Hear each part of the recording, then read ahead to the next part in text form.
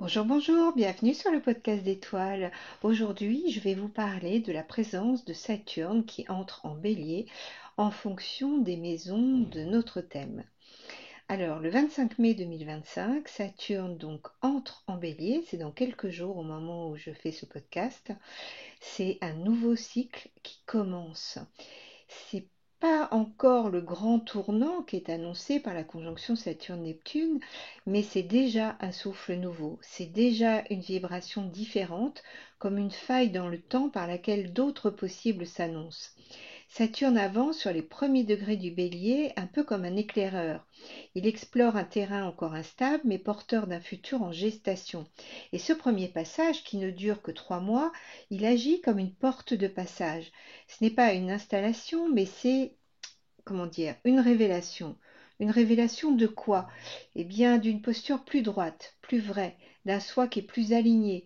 On commence à se détacher d'anciens schémas, à sentir naître un nouveau désir d'exister pleinement.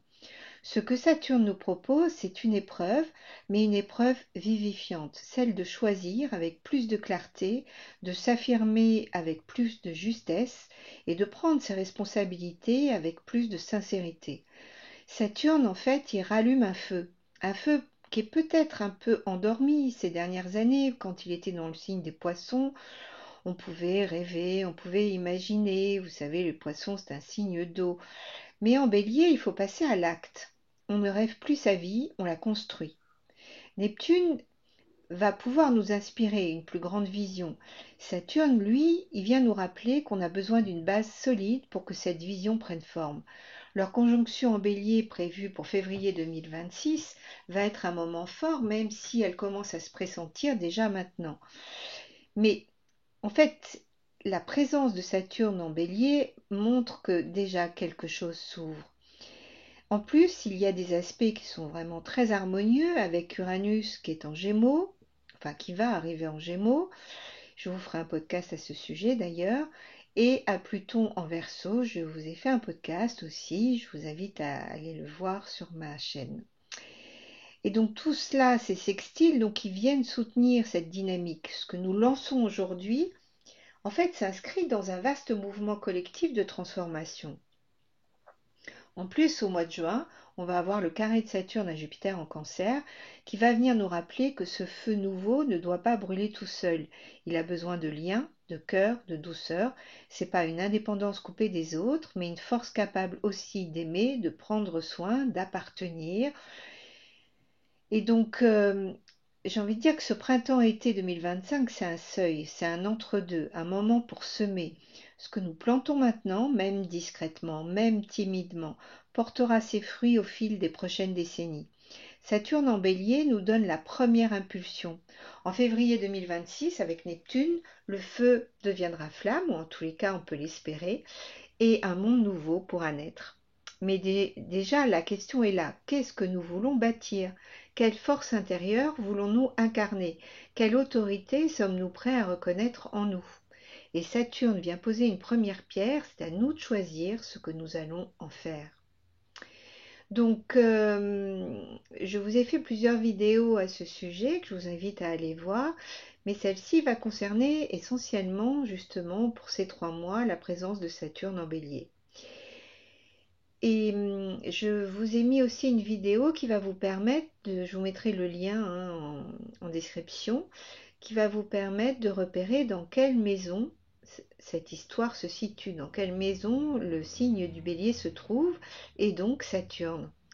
Et, euh, et cela va vous permettre de voir quel est le secteur où vous êtes invité à construire, à grandir ou à poser des choix qui sont plus justes. Alors, je vais à chaque fois préciser l'ascendant, même si cela reste une approximation parce que tout dépend de la taille des maisons dans votre thème, mais bon, ça vous donnera quand même un bon point de départ. Alors, si Saturne arrive en maison 1, ou si vous êtes ascendant bélier, alors, comment dire, lorsque Saturne transite la maison 1, quelque chose de fondamental se réajuste, autrement dit, l'identité. non plus celles qu'on projette par habitude, par mimétisme, mais celles que l'on choisit en conscience. Avec un Saturne en Bélier dans ce secteur, la vie nous invite à nous tenir debout, plus droit, plus lucide. Il y a quelque chose en nous qui nous demande à être plus responsables. Ce n'est plus le moment d'avancer à l'instinct ou de courir après des élans éphémères. Il s'agit maintenant de se construire soi-même avec rigueur et intégrité. Ce transit, il agit comme une renaissance. Il y a quelque chose de sérieux, d'engagé. On ressent souvent un poids nouveau, celui de ses propres choix. Le regard des autres, il est peut-être plus attentif, mais c'est surtout notre regard sur nous-mêmes qui se modifie. On devient peut-être plus exigeant avec soi, parfois même un peu sévère. Il y a quelque chose qui demande à ce qu'on retire les masques, à ce qu'on cesse de prétendre. Et il s'agit d'oser être pleinement soi, quitte à déplaire ou à dérouter un peu les autres, d'ailleurs. C'est le moment de poser les fondations d'un nouveau moi. Et parfois, ça passe par des changements très concrets, comme une nouvelle apparence, une posture plus assurée, un mode de vie qui est peut-être plus sain. Le corps lui-même peut devenir le lieu de cette transformation. On va décider de prendre soin de soi, de perdre du poids si c'est nécessaire, de retrouver une force intérieure. Ou alors ça peut être plus subtil, c'est-à-dire que tout d'un coup, eh bien, on va avoir une autre manière de dire non, de poser des limites, d'affirmer une direction. En fait, on prend sa place sans la revendiquer. C'est plutôt un engagement. Et celles qui ont et ceux qui ont l'ascendant en bélier vont le ressentir plus fortement, ce besoin de cohérence entre leur image extérieure et leur réalité intérieure. Il ne s'agit plus de plaire, mais de se respecter. Ce transit, il peut apporter des épreuves, Bien sûr, on peut se sentir plus fatigué, avoir plus de doutes ou se sentir seul. Mais en fait, il offre en échange une forme de respect. Vous savez, celui qu'on gagne à force de persévérance, de constance. Il y a une autorité naturelle qui s'affirme là.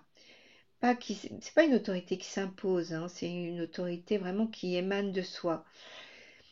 Et puis ah oui, c'est aussi un temps propice pour entreprendre, pour créer une entreprise, lancer un projet, affirmer un leadership. Saturne va nous donner de l'endurance, le sens des responsabilités. Alors bien sûr, ça va ralentir l'impulsivité naturelle du bélier, mais finalement c'est pour mieux ancrer l'action dans la durée. Et dans les moments de confusion ou de fatigue, notamment au moment où il y aura la conjonction de Saturne et Neptune, il peut y avoir des flottements, des questions qui sont comme qui suis-je? À quoi suis-je vraiment destinée? En fait, ce sont des questions qui méritent d'être traversées avec patience, de prendre le temps d'y répondre. Elles font partie du processus, car en toile de fond, il y a quelque chose qui se clarifie. Un cap se dessine, une intégrité se renforce.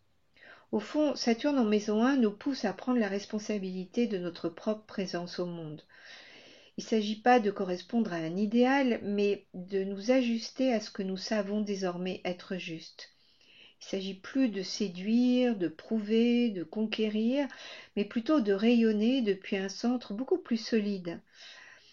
Alors, si ce transit vous touche, prenez-le comme une invitation à vous ancrer pleinement dans votre propre autorité, à poser les bases d'un chemin plus aligné et à accueillir d'un pas sûr la puissance tranquille de celui ou celle qui sait pourquoi il avance.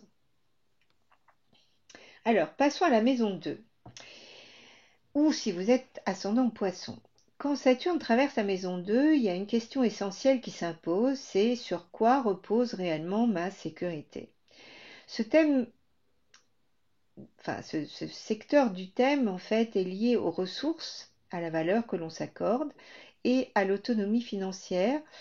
Et tout cela devient un terrain d'apprentissage et parfois de restriction.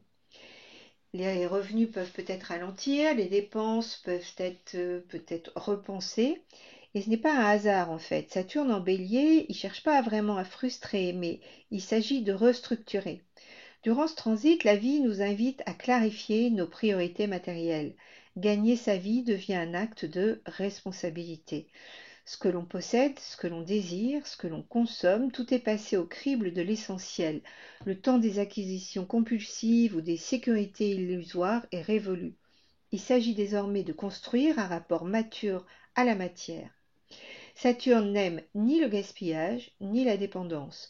Il nous pousse à bâtir une autonomie vraie, libre et durable. Mais bon, cette maison 2, elle ne parle pas que d'argent, elle parle aussi de valeurs personnelles, de confiance, de notre rapport au corps. Et donc Saturne y joue un rôle d'éducateur sacrément exigeant. Il nous fait sentir ce que l'on vaut, non pas au regard des autres, mais dans le secret de notre intégrité, de nous par rapport à nous. Ce transit, il peut réveiller des blessures anciennes qui sont liées au manque, à la dévalorisation, à une peur de ne pas mériter. Mais il offre aussi une chance inestimable, celle de reconnaître sa propre valeur indépendamment des fluctuations extérieures. Avec le bélier, le défi est d'incarner cette valeur avec courage, de prendre les devants, d'agir pour créer ses propres ressources.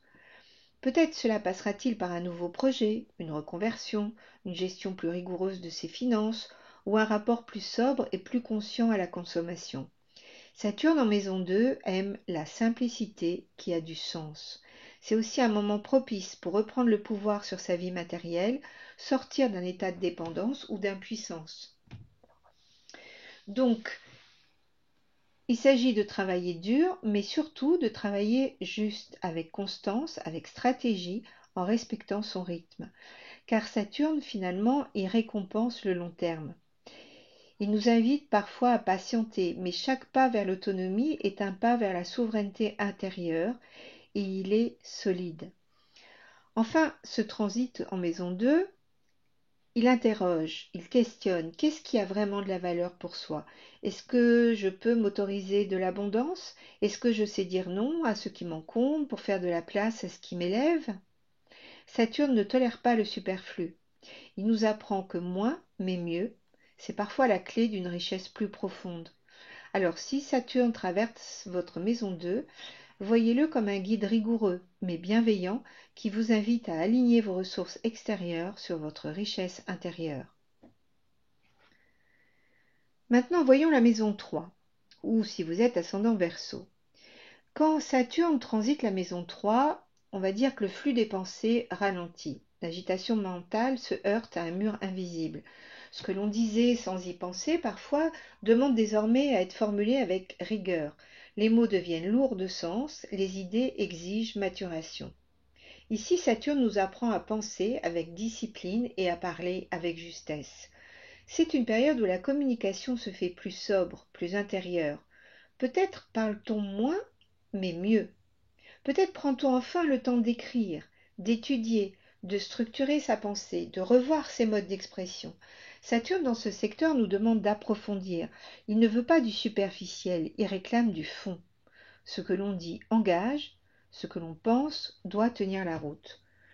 Ce transit agit aussi comme une remise en question de notre façon de relier les choses, les gens, les idées, les trajets. Les relations avec les frères et sœurs, les voisins ou l'entourage immédiat peuvent traverser une période plus distante ou parfois même un peu tendue. Mais là encore, le but, c'est pas vraiment la séparation, mais c'est la mise à l'épreuve de ce qui tient, de ce qui mérite d'être construit sur des bases plus solides. Il se peut qu'une forme de solitude mentale s'installe, ou un sentiment d'incompréhension, comme si on ne parlait plus tout à fait la même langue que les autres. Mais c'est précisément là que Saturne nous pousse à grandir, en nous exerçant à une communication plus authentique, plus respectueuse et plus ancrée dans une vérité intime. Alors, la maison 3, elle régit aussi l'apprentissage. C'est une période vraiment propice pour acquérir une nouvelle compétence, pour approfondir un savoir, pour se former avec plus de rigueur. On peut apprendre une langue, jouer d'un instrument, suivre un enseignement un peu plus exigeant. Saturne y soutient tous les efforts de concentration et de répétition. Il ne promet pas des résultats immédiats, mais il garantit une progression solide, durable, méritée. Et d'ailleurs, au niveau plus subtil, ce transit, il interroge sur notre dialogue intérieur.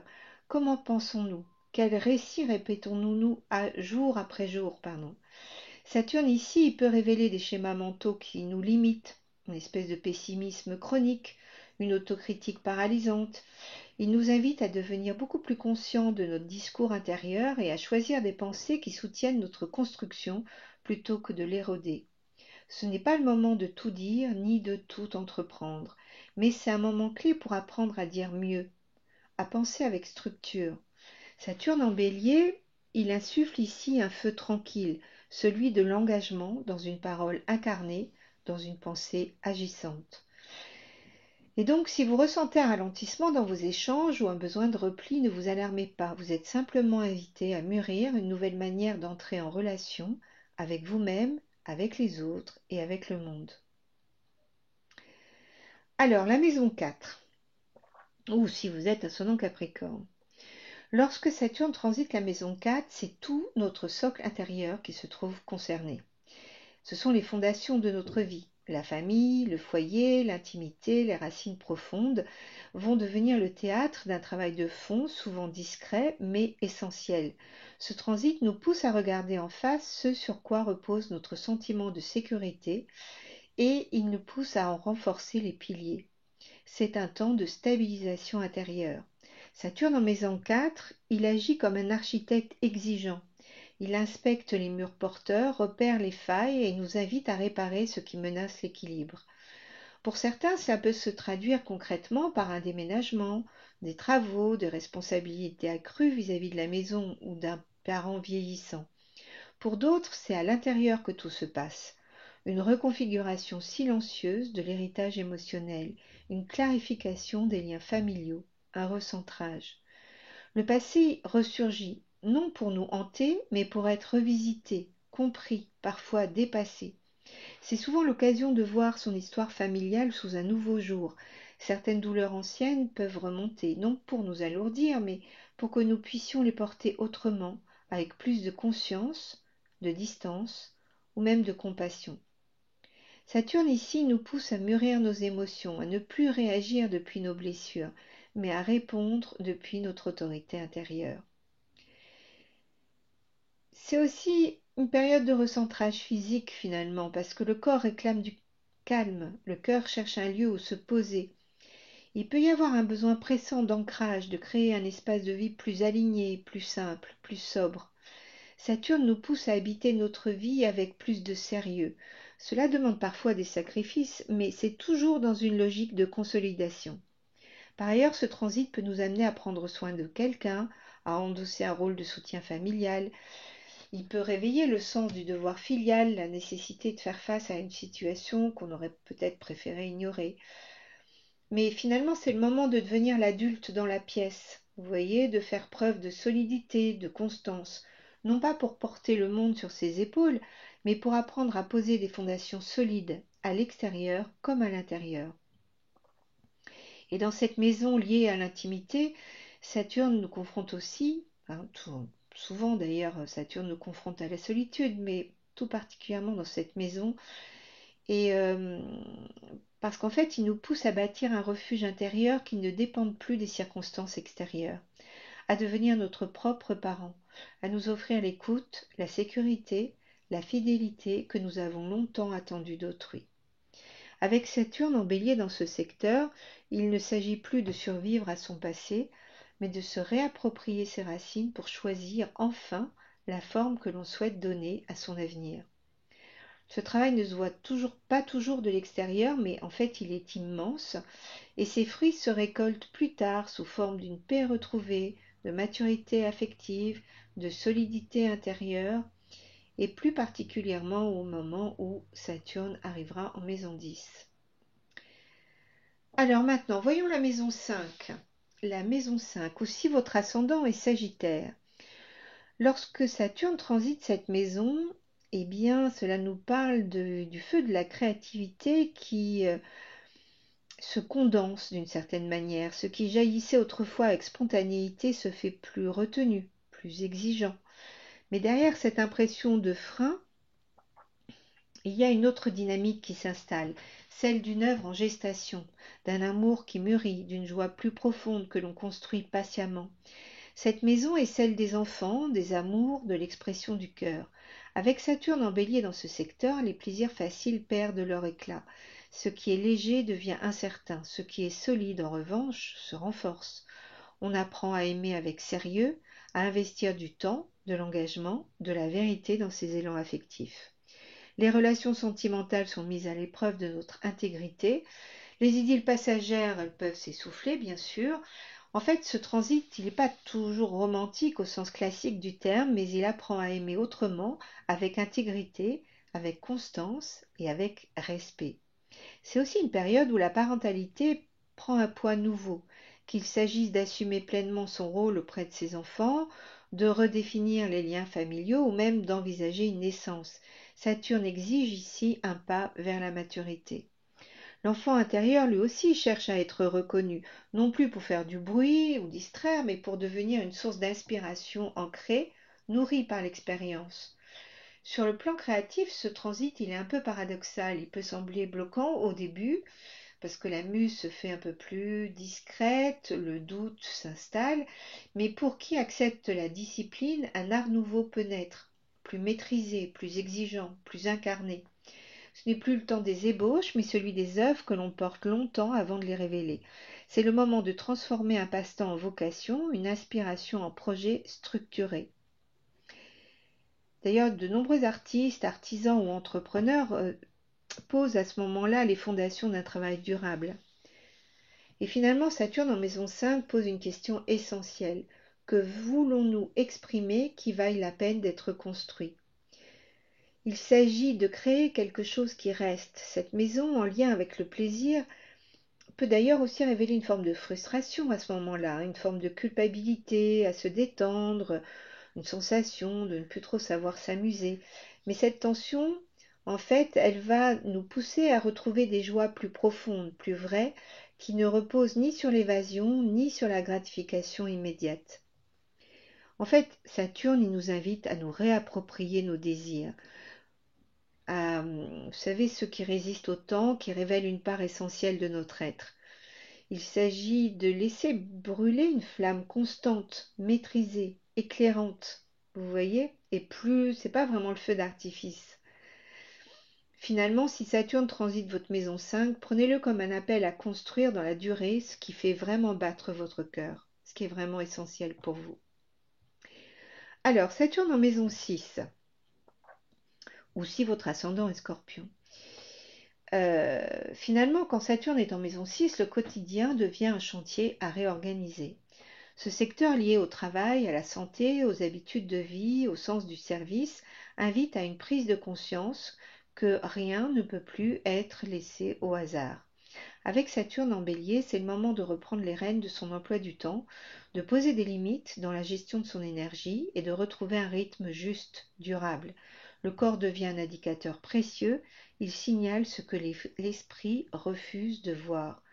Donc on peut ressentir des douleurs chroniques, une fatigue persistante, comme des dérèglements alimentaires. Enfin, tout ça, ce seraient des messages qui appellent une réponse structurée.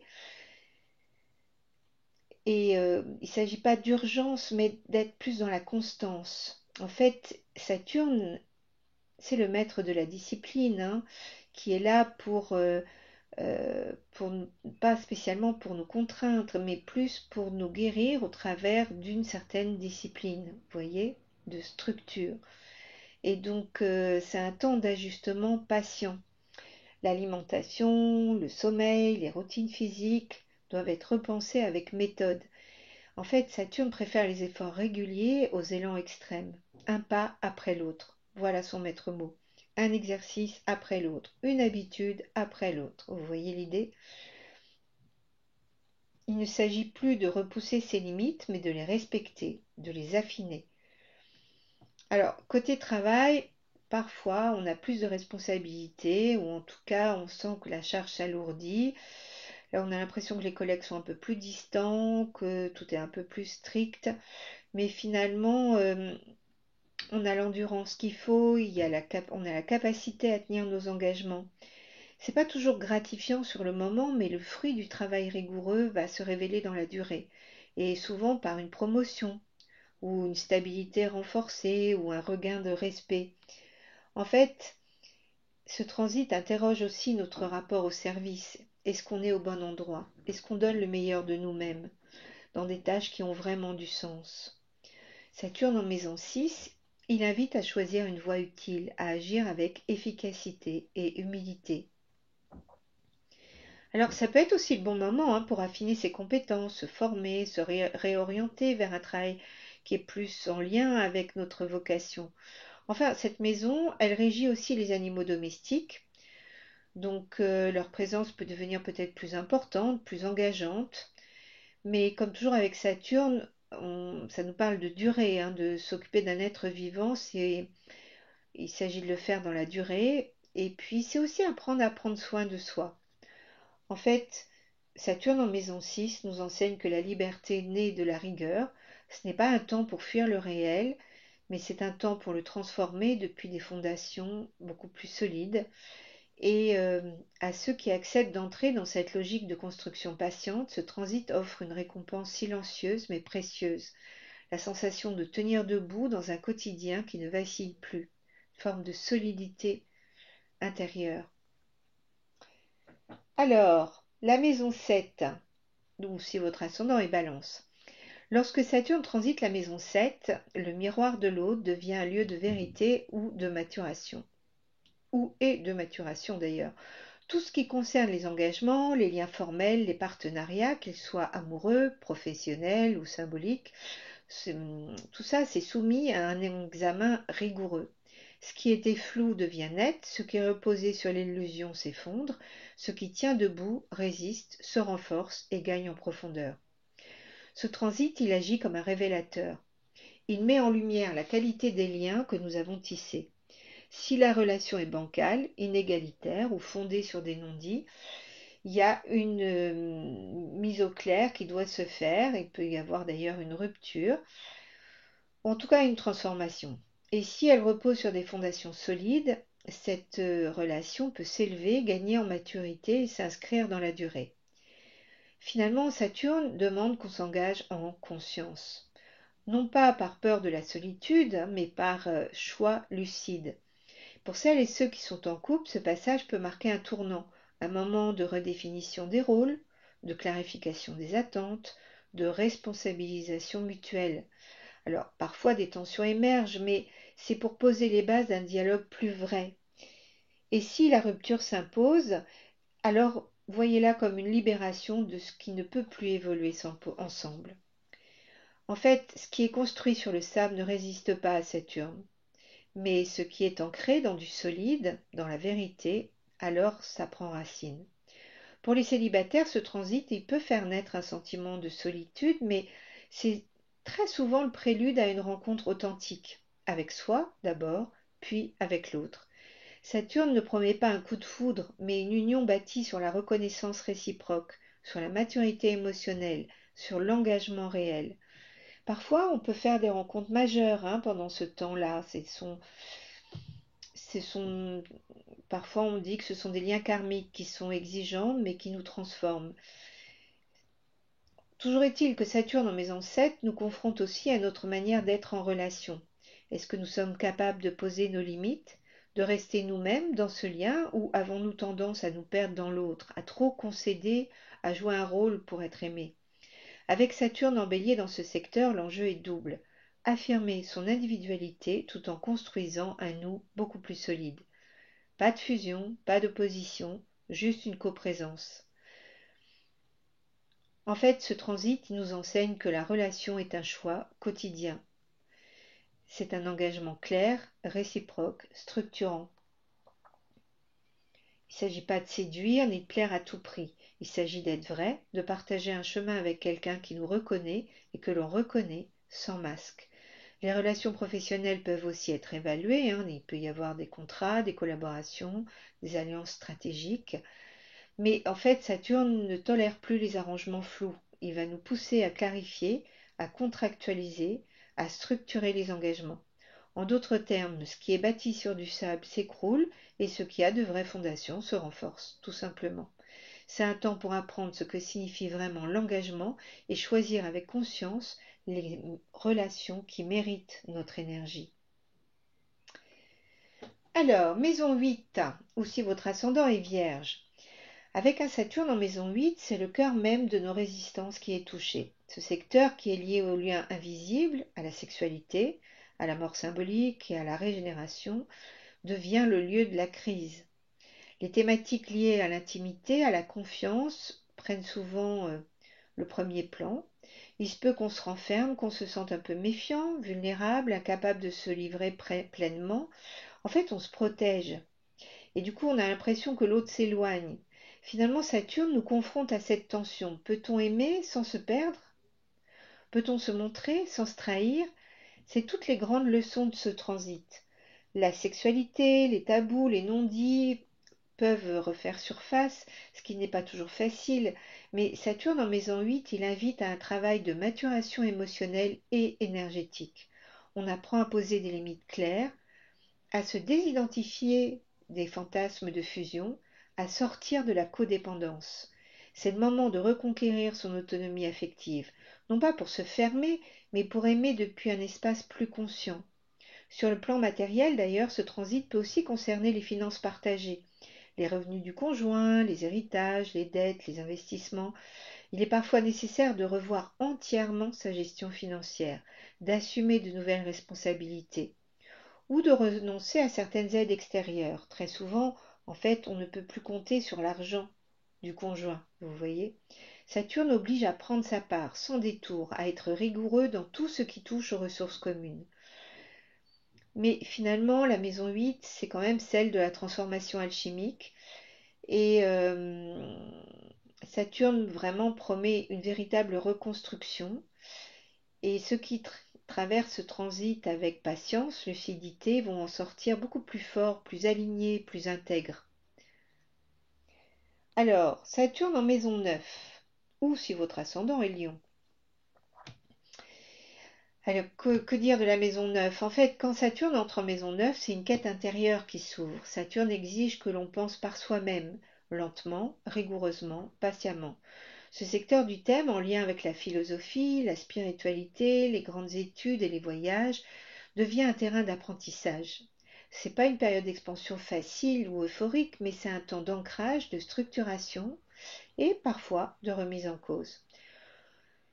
En fait, ce qu'on pensait acquis peut avoir besoin d'être validé, vous voyez, à la lumière de l'expérience, de l'expérimentation qu'on en a eue. Pour certains, c'est le moment de s'engager dans un cycle d'études long et approfondi, souvent dans une discipline exigeante ou liée au sens, comme, vous savez, la spiritualité, le droit, la médecine, la théologie, la philosophie. En fait, pour d'autres, ce sera l'occasion de réorganiser leur vie autour de nouvelles valeurs plus alignées, plus incarnées. Saturne permet de donner à l'élan spirituel une charpente solide, à le faire descendre dans la réalité. Les voyages aussi peuvent se faire un peu plus rares ou demander davantage de préparation. L'enseignement peut prendre une place centrale, il s'agit d'enseigner avec rigueur, d'apprendre avec humilité. Ce transit, c'est aussi une forme de solitude intellectuelle.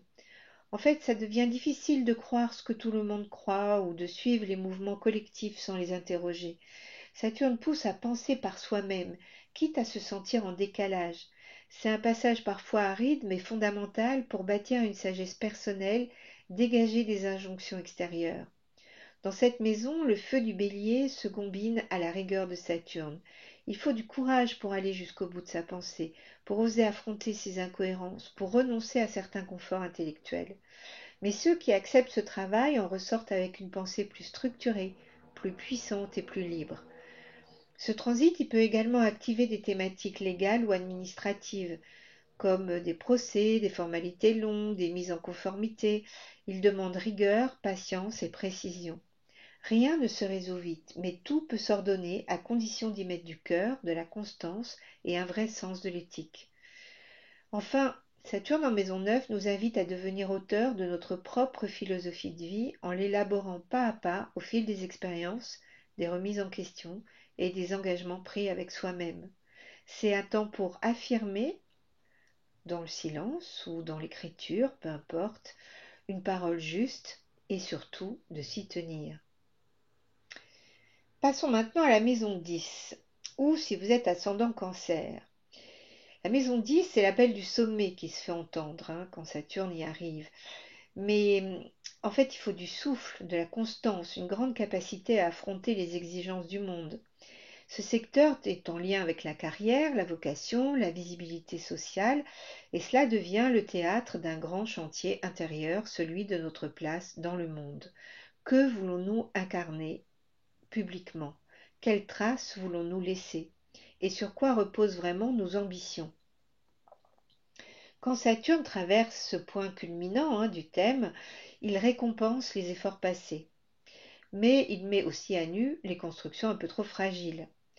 Donc pour certains, ça va se passer par une ascension. Il y a plus de responsabilités, une reconnaissance méritée, un nouveau poste, une prise de leadership d'ailleurs. Mais finalement, ce transit, il peut aussi faire émerger un conflit entre vie publique et vie privée. La tentation est grande de se consacrer entièrement à sa réussite, mais Saturne nous rappelle qu'une carrière bâtie sur le sacrifice de l'intime peut devenir vite fait un fardeau. Donc l'enjeu là va être de trouver un équilibre entre ce qu'on donne au monde et ce qu'on se donne à soi. Donc pour les natifs du Cancer ou les ascendants Cancer, cette période peut être particulièrement exigeante. La tension entre l'introversion naturelle du Cancer et l'exposition demandée par la maison 10 peut provoquer un petit inconfort. Il est alors crucial d'affiner ses priorités en se détachant du regard des autres.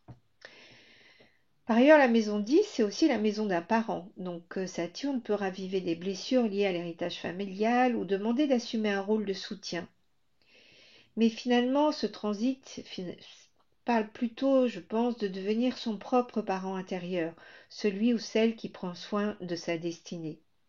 Car Saturne ici, il ne veut pas que l'on se soumette au système, il veut que l'on prenne sa place avec maturité.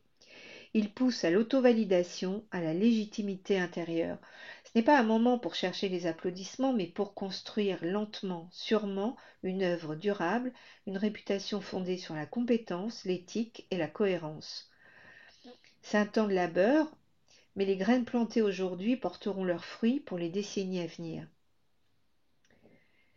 Alors, si Saturne arrive dans votre maison 11, ou si vous êtes ascendant Gémeaux, eh bien, je dirais que vos rêves rencontrent la réalité et que nos relations collectives sont passées au crible de l'authenticité. Fini les amitiés de circonstance ou les projets flous nourris d'idéaux un peu vagues.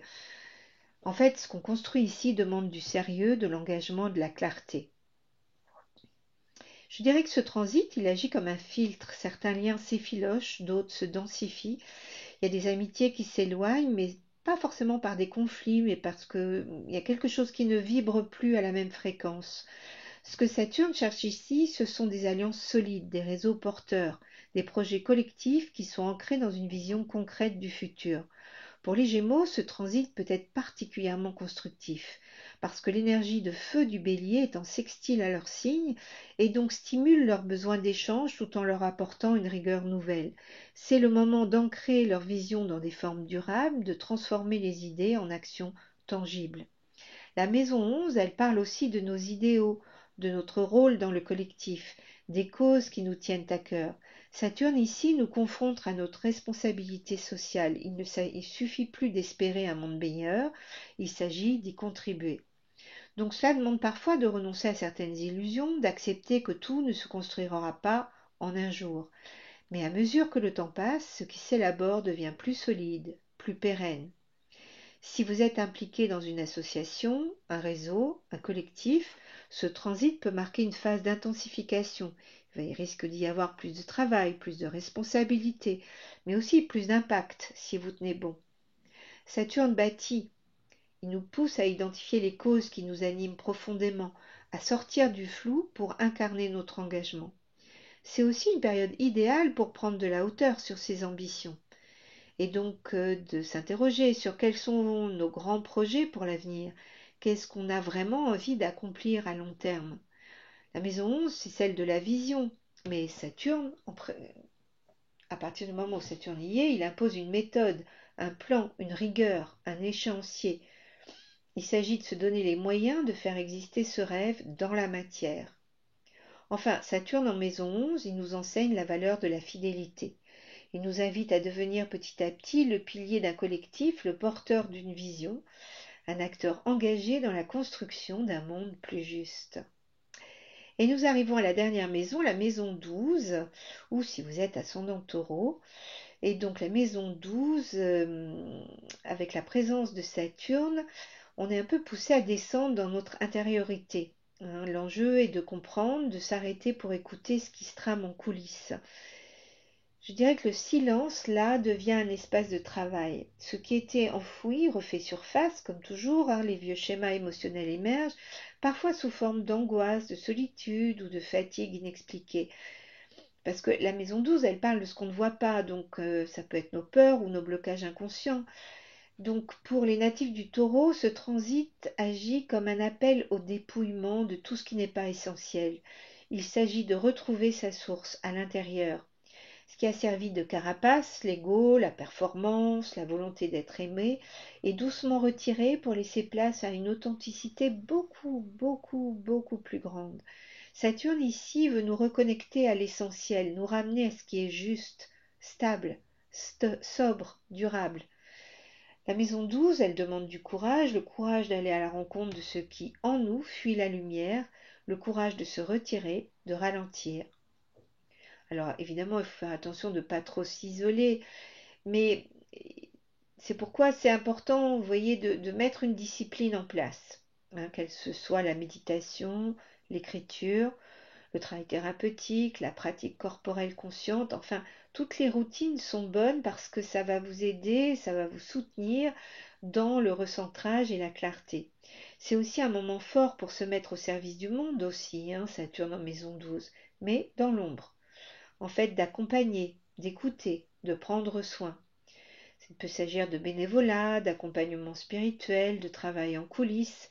Tous ces engagements peuvent devenir des leviers puissants de transformation. Et ça peut nous permettre de nous régénérer à travers le don, la présence et l'attention portée à quelque chose de plus grand que soi. Enfin, ce transit, hein, Saturne en 12, peut marquer la fin d'un cycle karmique en vue d'un nouveau départ, celui qui se dessinera avec l'entrée de Saturne dans votre maison 1 en 2028. Donc ici, Saturne impose un retrait, un retour à soi. L'isolement peut être bénéfique s'il est choisi et permet d'apprendre à écouter ses propres besoins.